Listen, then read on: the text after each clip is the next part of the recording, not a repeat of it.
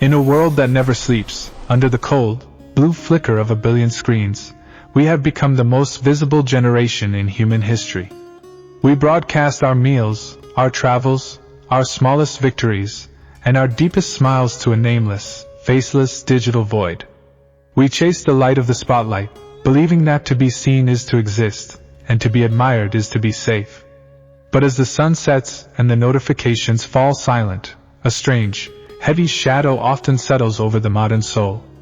You feel it in the sudden, unexplained weight in your chest after a day of success. You feel it in the way your energy drains into the floorboards, leaving you hollow despite your achievements. We have built a civilization of glass, where everyone is looking, but no one is truly seeing. We have optimized our lives for the gaze of the stranger, yet we have forgotten the ancient warning about what happens when the wrong kind of energy meets an unprotected heart. You might call it burnout. You might call it a string of bad luck. You might call it a sudden, inexplicable dip in your mental health. But while we search for answers in spreadsheets and therapy sessions, there is a reality that has been pulsing beneath the surface of human consciousness for eons. It is a reality of unseen frequencies, of the power of intent, and of a spiritual toxicity that can wither a life from the inside out. We think we are pioneers of the digital age, yet we are walking into a battlefield without our armor. The truth is, the most sophisticated defense system ever devised for the human psyche was not written in a laboratory or a Silicon Valley boardroom. It was whispered into the ear of a prophet in the heart of a silent desert over 1400 years ago. It was a shield forged in light, hidden in plain sight, waiting for the moment the world became too bright for its own good. The modern human crisis is not one of scarcity, but of exposure. We are drowning in the gaze of the other. Think about the last time you felt truly, deeply safe, not just physically secure behind a locked door, but spiritually insulated. We live in an era of hyper-observation. We are constantly measured, rated, and envied. And in this constant state of being on, something within us begins to fray. You wake up with a sense of dread that has no name. You look at your life, a life that others might envy, and you feel an inexplicable urge to hide. There is a specific kind of exhaustion that comes from being the object of someone else's silent resentment. It is the weight of the eye. Not just a physical eye, but the focused, piercing energy of a soul that looks at what you have and wishes it were not yours. We dismiss this as superstition because it doesn't fit into our neat, materialist boxes, yet we feel the symptoms every single day. We feel the vibe of a room shift when we walk in. We feel the sudden loss of momentum in a project that was going perfectly until we told the wrong person about it. This is the friction of the unseen. It is the invisible tax on our joy. We are trying to navigate a high-frequency world with low-frequency protection. We are like satellites without heat shields, burning up the moment we enter the atmosphere of public life. We struggle with anxiety, not realizing that some of that anxiety isn't even ours. It is the projected restlessness of those around us. We carry the burdens of people we don't even know. We are porous. We are leaking. And the more we succeed, the more vulnerable we become. The higher you climb, the more eyes are fixed upon your feet, waiting for a slip. This isn't paranoia. It is the natural consequence of a world that has lost its spiritual hygiene. We wash our hands, we filter our water, we sanitize our air, but we leave our souls wide open to the toxicity of envy and the malice of the darkness. Amidst this heavy, modern fog, the Qur'an quietly reveals a sanctuary. It does not speak in the language of fear, but in the language of ultimate authority. It invites us to turn away from the chaotic horizon of human eyes and look toward the Lord of the Dawn. Kul A'udhu by Al-Falaq. Say, I seek refuge in the Lord of the Daybreak.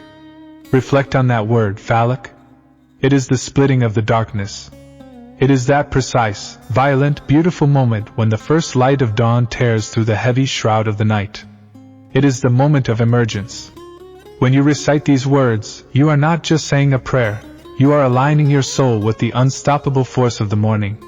You are declaring that no matter how thick the darkness of envy or the night of the unseen may be, there is a power that splits it wide open. The prophet once stood in the stillness of the night, and these verses were his breath. He knew that the world was more than what we see. He taught us that the Hasad, the destructive envy, of a person is like a fire that consumes good deeds, but it is also a frequency that can impact the physical world. Min shari ma khalaq. From the evil of that which he created. This is a profound admission. It acknowledges that in the vast tapestry of creation, there are shadows. There are energies that we do not fully understand. There are people whose hearts have become knotted with resentment. And then, the verse takes us deeper. Min shari gasakin ida wakab. From the evil of the darkness when it settles. Have you ever noticed how your thoughts change at 3 in the morning? How the world feels heavier, more ominous. This is the settling of the darkness. It is the time when the subconscious mind is most vulnerable. But the shield of Al-Falaq stands at the gate. Then we encounter the most mysterious part of the shield, Min Sharon Nafathati Filukat. From the evil of the blowers upon knots. In the ancient world, this referred to literal sorcery, but in our modern psychology, what are the knots we carry? They are the psychological hang-ups, the trauma, the limiting beliefs that are reinforced by the negative words of others. People blow on your potential with their doubt. They knot your progress with their criticism. They tie you down with their expectations. But the Lord of the Daybreak is the one who unties what the world has bound. And finally, Min Shari Hasadin Ida Hasad. From the evil of the envier when he envies. Notice the precision. It doesn't say from the envier. It says when he envies. It is the moment of the act. The moment the eye narrows and the heart constricts. It is a targeted strike of negative intent.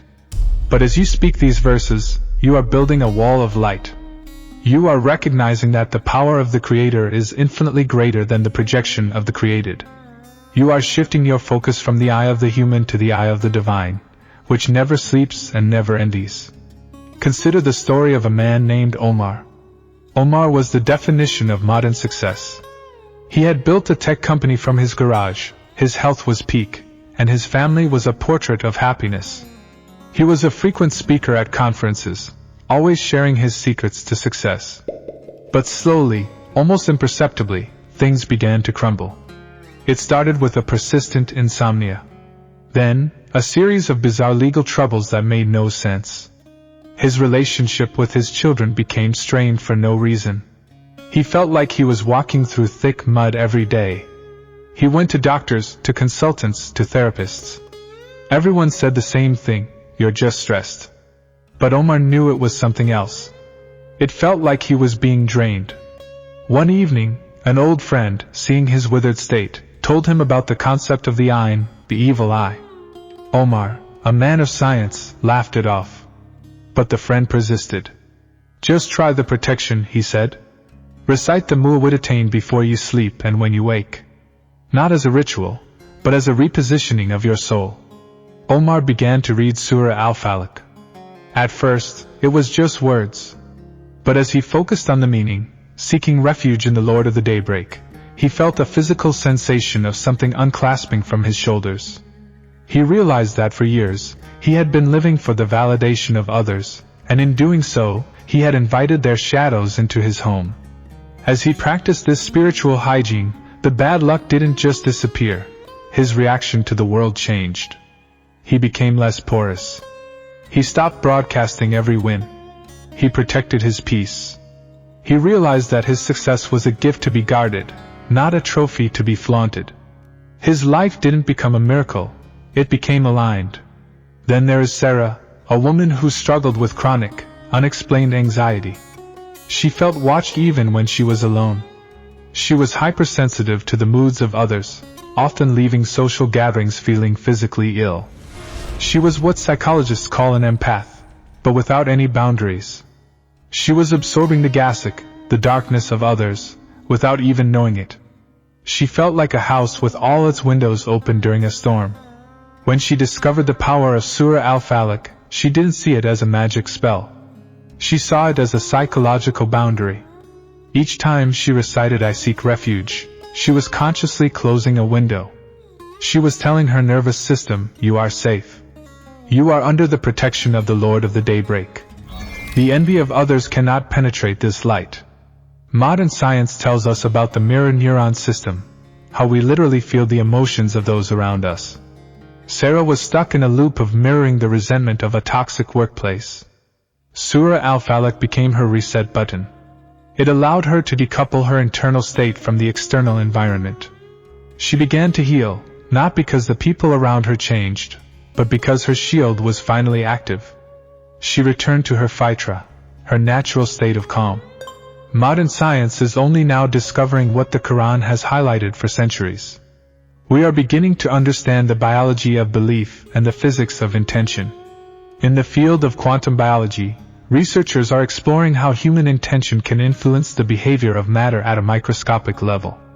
If a focused, positive intention can promote healing, as seen in many placebo and mindfulness studies, then it stands to reason that a focused, negative intention, envy, can have a disruptive effect. Stress biology teaches us about the allostatic load, the wear and tear on the body that accumulates as an individual is exposed to repeated or chronic stress. What is envy but a chronic, external stressor? When someone looks at you with Hasad, they are projecting a low-frequency state of lack and resentment. If you are not shielded, if your nervous system is in a state of constant fight or flight, you absorb that stress. Modern psychology calls it emotional contagion. The Quran calls it the evil eye. They are two languages describing the same phenomenon, the transfer of destructive energy from one human to another. Neuroscience also shows us the power of priming. When you begin your day by seeking refuge in the Lord of the Daybreak, you are priming your brain to look for the light. You are activating the reticular activating system, RAS, to focus on divine protection rather than human threat. This lowers cortisol levels and increases the production of oxytocin and dopamine, creating a biological shield of calm. By reciting these rhythmic, ancient verses, you are literally tuning your brain's frequency. You are moving from the chaotic beta waves of anxiety to the coherent alpha and theta waves of deep peace. It is a biological alignment.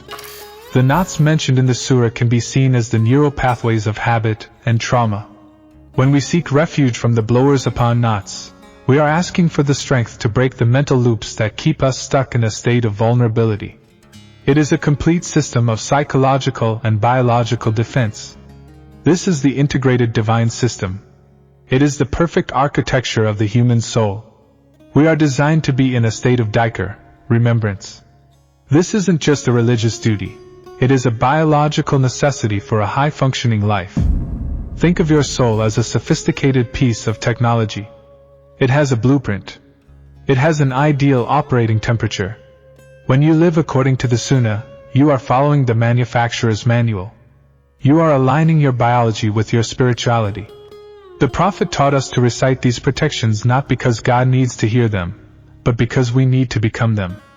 We are building a firewall for the heart. In the digital world, we wouldn't dream of running a computer without a firewall, yet we run our lives, our most precious assets, completely exposed. The Quran, the Sunnah, and our very biology form one aligned design. When you are in sajda, prostration, you are physically grounding your electrical charge. When you recite Al-Falaq, you are vocally setting your frequency. It is a holistic tuning of the human instrument. I want to invite you to something very simple. This isn't a demand, and there is no guilt involved. It is a gift you give to yourself. For the next 7 days, I invite you to test this ancient shield. Every morning, before you check your phone, before you let the world's eyes into your mind, take 60 seconds. Sit in the quiet. Recite Surah Al-Falaq. Don't just say the words. Feel the light of the daybreak splitting the darkness within you. Visualize that shield of light forming around your nervous system. And every night, before you sleep, as the darkness settles, recite it again. Do it for 7 days. Notice if the weight begins to lift. Notice if your sleep becomes deeper. Notice if you feel less reactive to the opinions and the gazes of others. You are not just reciting verses, you are reclaiming your sovereignty. You are choosing to live under the protection of the Creator rather than the judgment of the created. It is a small practice with the power to rewrite the script of your life. As we end this journey together, take a deep breath. Feel the air enter your lungs, a gift that is renewed every few seconds by the Lord of the Daybreak. The world will always be full of eyes. There will always be shadows, and there will always be those who find it hard to celebrate the light in others. But you no longer have to be afraid. You are part of a design that is ancient, beautiful, and unbreakable. You are returning to your Fitra, that original, pure state of being where you were safe, loved, and protected before the world ever told you otherwise. The darkness may settle, the enders may look, and the knots may be tied, but the light of the Falaq is always stronger. You are not a victim of your environment. You are a masterpiece under divine protection. Rest now. The shield is active. The dawn is coming. And the Lord of the Daybreak is already there, waiting for you.